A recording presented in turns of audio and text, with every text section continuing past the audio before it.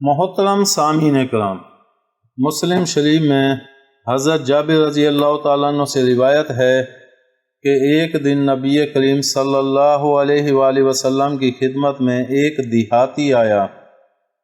اور عرض کیا کہ میں نے خواب میں دیکھا ہے کہ گویا میرا سر کاٹ ڈالا گیا ہے۔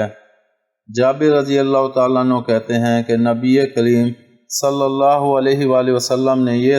خواب سن کر ہنس دیے اور فرمایا کہ جب تم میں سے کسی شخص کے خواب میں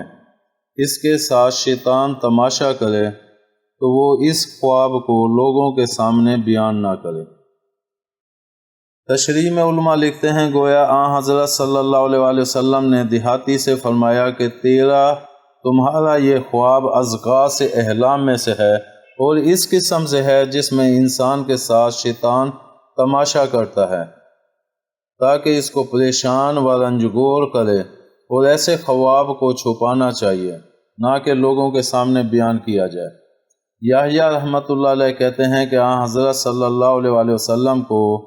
بذریعہ وحی یہ معلوم ہو گیا ہوگا کہ یہ خواب اضغاث احلام میں سے ہے اور شیطانی اثرات کا عکاس ہے، ورنہ اہل تعبیر کے نزدیک اس خواب کی تعبیر زوال نعمت،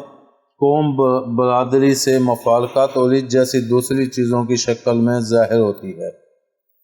امید ہے آپ کو ہماری یہ ویڈیو پسند آئی ہوگی۔ پسند آنے کی صورت میں لائک کریں، کمنٹ کریں اور شیئر کرنا مت بھولیں۔ ملتے ہیں اگلی ویڈیو تک، اللہ حافظ۔